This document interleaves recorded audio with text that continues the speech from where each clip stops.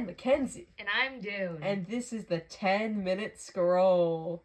Today we're going to be talking about social media. But what is social media? Good question. Social media is a way to share things online with communities. This can include apps, websites, videos, news outlets, pictures, and any other way to share any information of any kind across the internet. Wow. Well, I've heard many people think social media is terrible. Well, many people are addicted to social media, but it can also connect people across the world and cause friendships that would have never been possible before. But what about things like bullying and all the other issues with social media? That's true.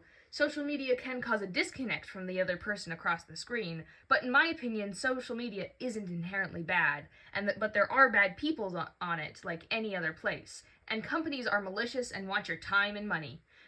No matter what your opinion, there's no doubt phones have a significant impact on people in their developmental and adult lives.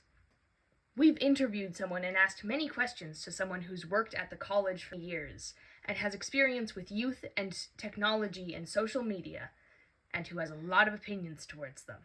I'll be reading on the behalf of Emily Suderman, mother of two, who worked at the college for over 10 years.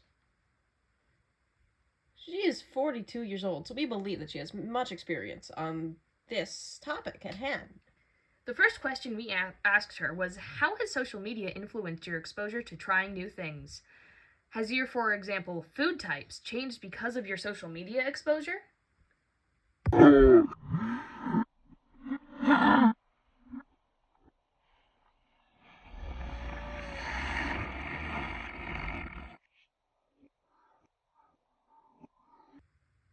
You know, I tend to agree with her. The internet is an excellent place to get exposed to people across the planet. It's a wonderful place to share your own experiences and see other perspectives you would have never seen before. The only issue with having that many people from that many backgrounds all in one space is the conflict of different opinions that can lead to bullying or harassment. But other than that, I also believe the sharing of cultures in this much of a scale is largely a positive influence.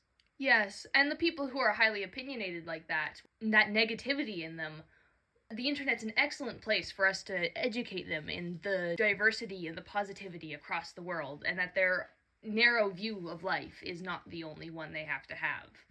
Indeed, I do think that is positive for them. With the different cultures that come from being exposed to all over the world, you also get exposed to tons of different history and news. What is your primary news source, and how much of the news you consume do you think is fake?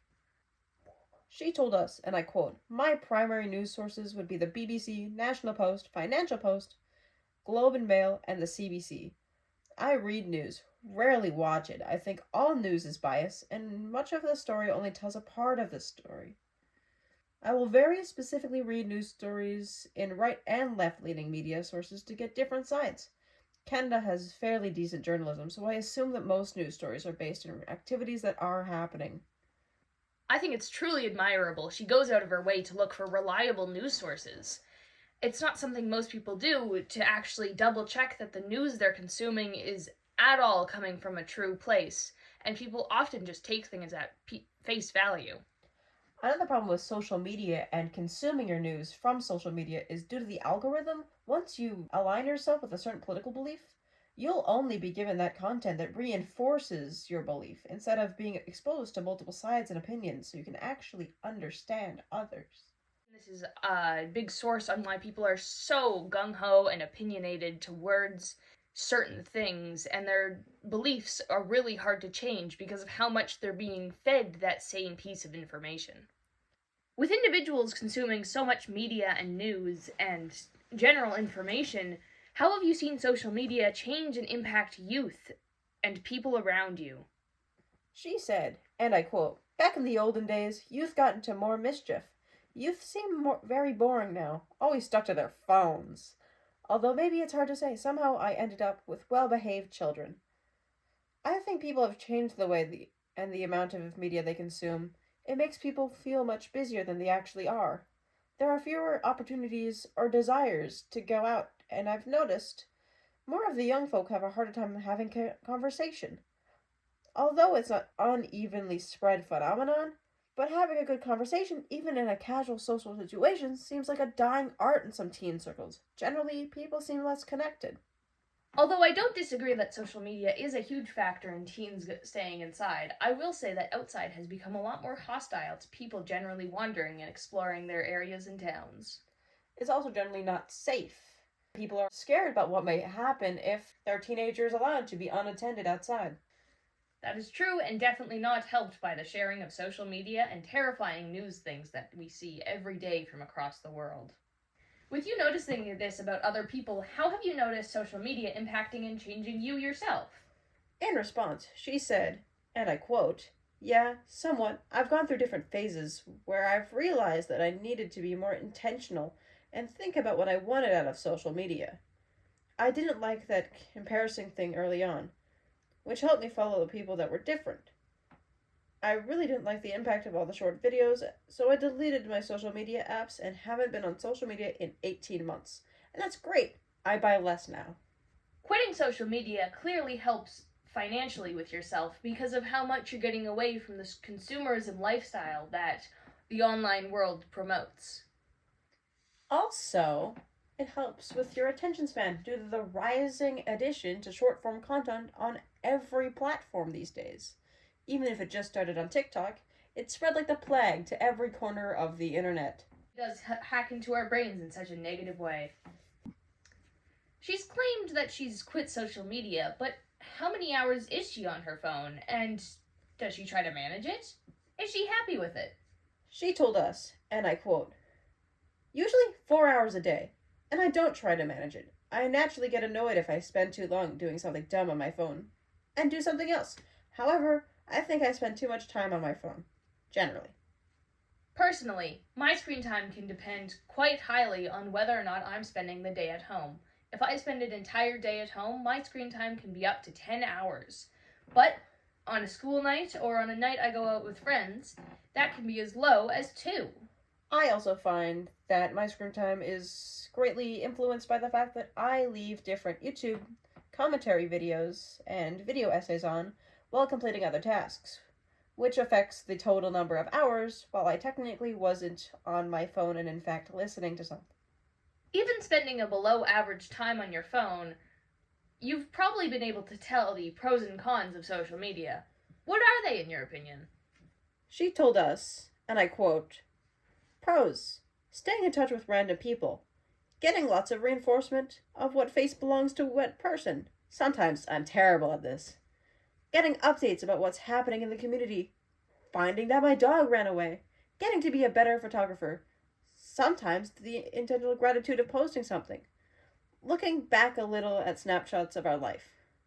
The cons, however, social media sucks time. It's boring, lots of videos are fake. I never see my actual community of people anymore, either on social media because the algorithm changed or in real life. And I don't want to be influenced by all these trends." Well, I agree with her there. I'll also add that social media is an excellent place to connect with people and make friends with people you would never expect to meet or connect with before. It provides an amazing place to both share your experiences and receive information about other people's and what they create in the form of entertainment. On the contrary, there still are cons.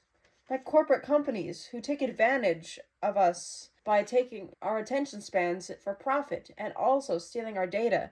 Social media tends to give cyberbullies an option to not show their face or identity and be behind a username, which makes it a lot easier to hurt other people without repercussion. You don't seem like a huge fan of social media. If you could get rid of it and annihilate it completely, would you? She told us, and I quote, "Yes, I probably would.